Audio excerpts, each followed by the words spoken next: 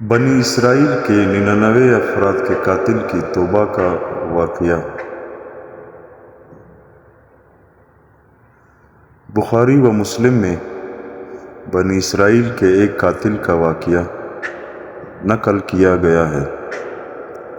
حضور اکرم صلی اللہ علیہ وآلہ وسلم نے اللہ کے ہاں توبہ کی قبولیت سے متعلق صحابہ کرام کے سامنے بنی اسرائیل کے ایک قاتل کا نہایت خوبصورت اور ایمان افروز واقعہ بیان فرمایا کہ بنی اسرائیل میں ایک شخص چوری، ڈکیتی اور قتل میں بہت مشہور تھا،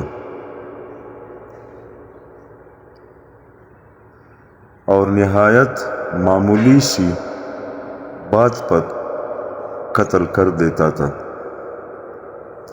ہوتے ہوتے اس کے ہاتھ سے 99 افراد کا قتل ہو چکا۔ اس کے بعد اس کے دل میں احساس پیدا ہوا کہ مجھے بھی تو اللہ کے ہاں جانا ہے۔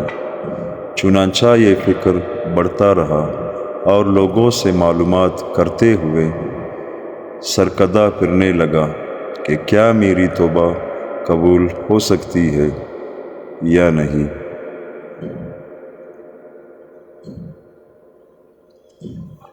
کسی عالم شخص سے ملاقات کی فکر ہوئی کہ معلوم کیا جائے کہ ایسے شخص کی توبہ قبول ہو سکتی ہے یا نہیں۔ اسی حوالے سے لوگوں نے ایک عابد شخص کے پاس جانے کا مشورہ دیا۔ اس شخص نے اس کے پاس جا کر مسئلہ معلوم کیا، کیا میری توبہ قبول ہو سکتی ہے اور کیا میری مغفرت ہو سکتی ہے، جبکہ میں نے 99 انسانوں کی جان ماری ہے۔ تو اس عابد شخص کو اس مسئلے کے بارے میں زیادہ معلوم نہیں تھا، تو اس نے اپنی عقل سے قیاس آرائی کی کہ جو آدمی 99 انسانوں کی جان مار سکتا ہے، اس کو مغفرت کہاں سے ہوگی۔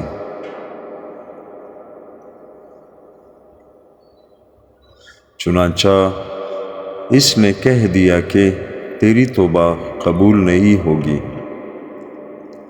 تو اس شخص نے غصے اور جلال میں آ کر اس کو بھی قتل کر کے 100 کا حصہ مکمل کر دیا کہ جب میری توبہ قبول نہیں ہونی تو تجھے بھی ختم کر کے 100 پورے کر دیتا ہوں۔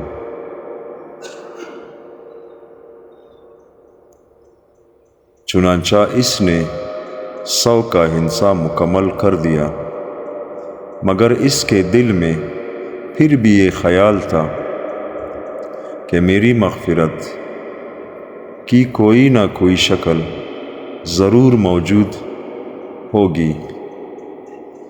اس لیے اس نے لوگوں سے پھر معلومات کا سلسلہ جاری کر دیا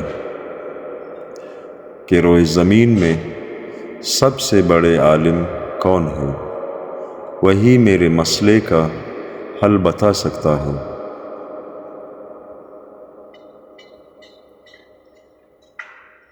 آخر لوگوں نے اس کو بتلایا کہ فلاں جگہ ایک عالم رہتا ہے، اس سے جا کے معلوم کرو۔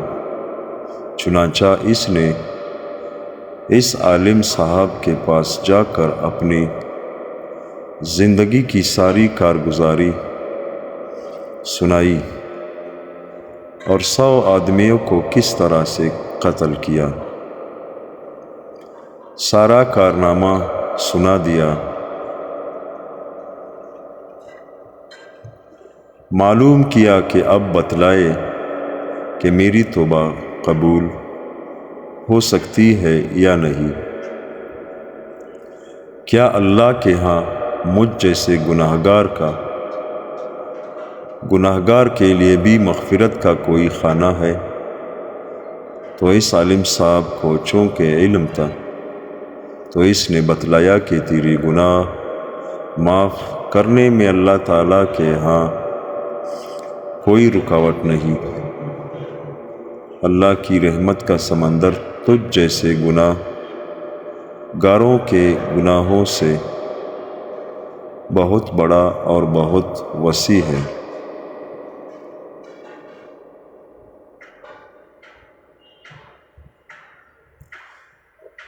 چنانچہ اس عالم صاحب نے اسے مشورہ دیا کہ تم فلاں جگہ سفر کر کے جاؤ،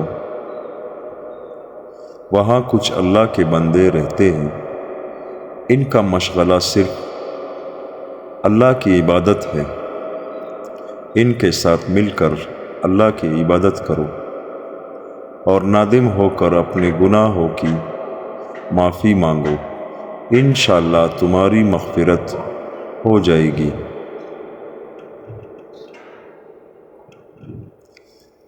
جب اس شخص نے آدھا راستہ طے کر لیا تو ملک الموت آ گئے۔ اب اس کی روح لے جانے کا مسئلہ کھڑا ہوا۔ آسمانوں سے رحمت کے فرشتے بھی آئے اور عذاب کے بھی۔ رحمت کے فرشتے کہنے لگے، اس کی روح لے جانے کا حق ہم کو ہے، اس لیے کہ یہ سچے دل سے تائب ہو کر عبادت کے لیے جا رہا ہے۔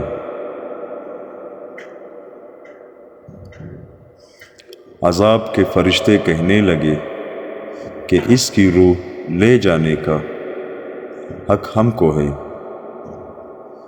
اسی لیے کہ اس شخص نے کبھی کوئی نیکی کا کام ہی نہیں کیا۔ اسی دوران آسمانوں سے ایک فرشتہ آیا۔ بعض روایات میں سے معلوم ہوتا ہے کہ یہ آنے والا فرشتہ حضرت جبرائیل امین تھے۔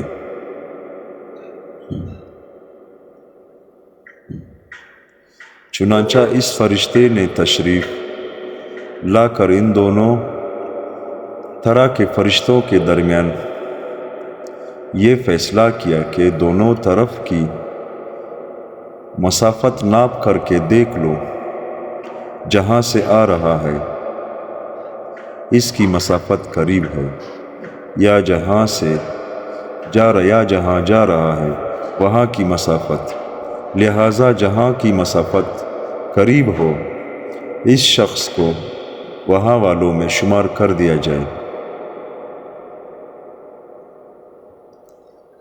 چنانچہ دونوں طرف کی زمین ناپ کر دیکھی گئی تو جہاں جا رہا تھا وہاں کی مسافت جہاں سے آ رہا تھا اس کے مقابلے میں صرف ایک بالشت قریب ہے۔ چنانچہ فیصلہ ہوا کہ مقامی مسیحت سے مقام عبادت صرف ایک بالشت قریب ہے، اسی لیے رحمت کے فرشتوں کو اس کو لے جانے کا حق حاصل ہوا۔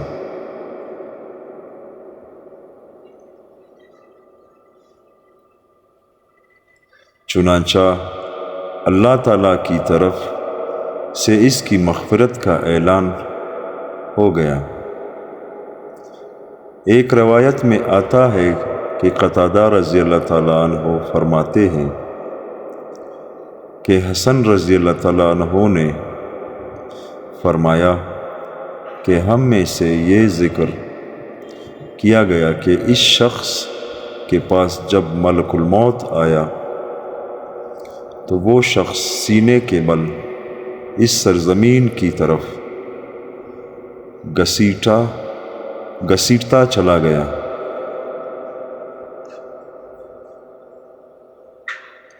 حدیث قدسی میں آتا ہے کہ میں اپنے بندے کے ساتھ اس کے گمان کے مطابق ہوتا ہوں، اور وہ جہاں بھی یاد کرے میں اس کے ساتھ ہوں۔ باخدا اللہ تعالیٰ اپنے بندے کی توبہ سے اس سے زیادہ خوش ہوتا ہے جتنی خوشی تم میں سے کسی ایسے شخص کو ہوتی ہے جس کا جانور بیابان میں گم ہو کر پھر اسے مل جائے، اور جو شخص ایک بالشت میری طرف آتا ہے میں ہاتھ اس کے قریب ہو جاتا ہوں، اور جو شخص ایک ہاتھ میرے قریب آتا ہے میں اس کے ایک باغ یعنی پھیلائے ہوئے دونوں ہاتھوں کے درمیان کی مسافت کے قریب جاتا ہوں، اور جب وہ میری طرف چل کر آتا ہے تو میں اس کی طرف دوڑ کر آتا ہوں۔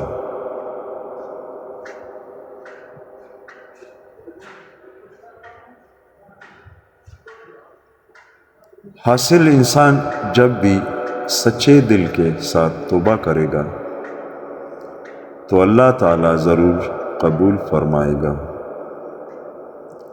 انشاءاللہ۔ یہ واقعہ خصوصاً ان حضرات کے لیے حوصلہ افزائی اور معاونت کا سبب ہے جو کہ بڑے بڑے گناہ کر کے اب مایوسی کی زندگی گزار رہے ہیں۔